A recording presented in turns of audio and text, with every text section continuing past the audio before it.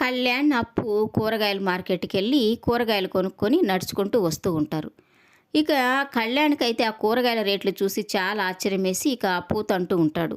"అదేంటి పొట్టి కూరగాయలు మరీ అంత రేటున్నాయి" అంటుంటే ఇక అప్పు అయితే "ఏమో మరి నాకేం తెలుసు? నేనైతే షాక్ అయ్యాను" అని తను చెప్తూ ఉంటే ఇక తను కూడా "అవును.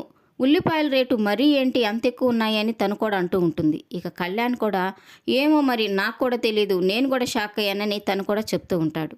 ఇక అప్పు అయితే "ఏ రోజైనా మనది కూరగాయలు కొన్న మొఖమేనా? ఇంట్లో వాళ్ళు చేసి పెడితే తినడం తప్ప ఏ రోజైనా మనం కూరగాయలు కొన్నామా?" అని అంటూ ఉంటే ఇక ఇద్దరు నవ్వుకుంటూ ఉంటారు. ఇక వాళ్ళు నడుచుకుంటూ వస్తుంటే ఇక వాళ్ళ ముందు ఒక కారు ఆగి అందులో నుంచి అనామిక కిందకి దిగుతుంది.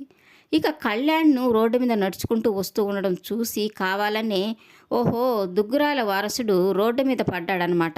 కనీసం కారు కూడా లేదు అని తను అంటూ ఉంటే ఇక కోపం వచ్చిన అప్పు అయితే సొంత కారులో కాకుండా పరాయి కారులో తిరిగే అలవాటు మా కళ్యాణ్‌కి లేదు అని తను చెప్తూ ఉంటే పరాయి వాళ్ళు ఎవరున్నారిక్కడ అని అంటుండగానే అదే కారులో నుంచి సామంత్ అనే అతను దిగుతాడు. ఇక అనామిక ఇతని పేరు సామంతు. నాకు కాబోయే భర్త. సామంత్ గ్రూప్ ఆఫ్ జ్యువెలరీస్‌కి చైర్మన్. మీ దుగ్గిరాల సంస్థకి ఏకైక విరోధి కూడా. త్వరలోనే మీ స్వరాజ్ గ్రూప్ ఆఫ్ కంపెనీని అణగదొక్కి దేశంలోనే తిరుగులేని సంస్థగా ఈ సామంత్ గ్రూప్ ఆఫ్ జ్యువెలరీ నిలబడుతుంది అని తను చెప్పడంతో ఇక ఆ మాటకి కళ్యాణ్, అప్పు పగలబడి నవ్వుతూ ఉంటారు. ఇక కోపం వచ్చిన అనామిక "అదేంటి అంతగా నవ్వుతున్నారు" అని అంటూ ఉంటే "అవును మరి.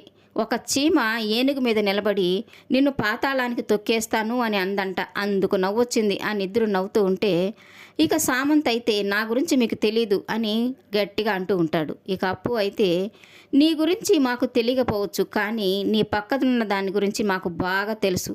తొందరలోనే నిన్ను రోడ్డు మీద పడేస్తుంది. అప్పుడు ఈ కారు కూడా ఉండదు. నువ్వు కూడా ఇలాగే నడుచుకుంటూ వెళ్లాల్సిందే" అని తను అనడంతో ఇక అనామిక కళ్యాణ్‌ని చూస్తూ రోడ్డున పడడం అంటే ఇదే అంటూ తననంటూ ఉంటుంది.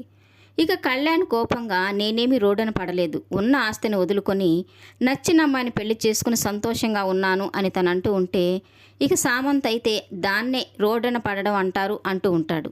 ఇక కోపం వచ్చిన అప్పు "అసలు రోడ్డున పడడం అంటే ఏంటో తొందరలోనే నీకు ఈ అనామిక చూపిస్తుంది. ఎందుకంటే దుగ్గిరాల కుటుంబం మీద ఉన్న పగతో జ్యువెలరీ సంస్థ చైర్మన్నే పట్టిందంటే ప్రేమతో కాదు, పగతోనే. ఇది నీకు తొందరలోనే తెలుస్తుంది. నిన్ను పిచ్చివాణ్ణి చేసి రోడ్డు మీద వదిలేసి తను దులుపుకొని పోతుంది. తన సంగతి నాకు బాగా తెలుసు" అని అప్పు అంటూ ఉంటే ఇక అనామిక అయితే కోపంగా అరుస్తూ ఉంటుంది. ఇక కళ్యాణ్‌ని చూసి "నాతో ఉన్నప్పుడు కోటలో యువరాజులా ఉండేవాడివి. ఇప్పుడు చూడు తన దరిద్రం నీకు పట్టుకుంది" అని అంటూ ఉంటే ఇక కోపంగా కళ్యాణ్ అయితే "నాకు పట్టుకున్న దరిద్రం కోర్టులోనే వదిలిపోయింది. ఇప్పుడు నేను నాకు నచ్చిన అమ్మాయిని పెళ్లి చేసుకొని నేను చాలా సంతోషంగా ఉన్నాను" అని తను చెప్తూ ఉంటే ఇక అనామిక అయితే "అవును, 4 రోజులు అలాగే ఉంటుంది. తర్వాత మొదలవుతుంది పేదరికం. తినడానికి తిండి లేక, ఉండడానికి ఇల్లు లేక ఇబ్బందులు పడుతూ ఉంటే అప్పుడు తెలుస్తుంది నీకు పేదరికం అంటే ఏంటో. ఈ అప్పు పిజ్జాలు, బర్గర్లు అమ్మి ఇప్పుడు నిన్ను పోషిస్తూ ఉండొచ్చు. కానీ నీకు కవితలు రాయడం తప్ప ఇంకేమీ చేత కాదు కదా. ఇక చేతకాని భర్తతో తను మాత్రం ఎన్ని రోజులు నీతో ఉంటుంది? తను కూడా నిన్ను వదిలిపోతుంది" అని అంటూ ఉంటే ఇక అప్పు అయితే "అలా ఎప్పటికీ జరగదు. నేను కళ్యాణ్‌ని ప్రేమించి పెళ్లి చేసుకోవాలనుకున్నాను. మధ్యలో నువ్వు అడ్డం వచ్చావు. కానీ నీ గోతిని నువ్వే తవ్వుకొని అందులో నువ్వే పడ్డావు. నేను ప్రేమించిన కళ్యాణే నాకు భర్తగా వచ్చాడు. అందుకు నేను ఒక రకంగా నీకు థ్యాంక్స్ చెప్పుకోవాలి" అని అంటూ ఉంటే ఇక సామంత్ అయితే "ఇలాంటి వాళ్ళతో మాటలేంటి అనామిక, మనం వెళ్దాం పదా" అని అంటూ ఉంటే ఇక అప్పు అయితే "ఈ అనామికతో జాగ్రత్త బ్రదర్.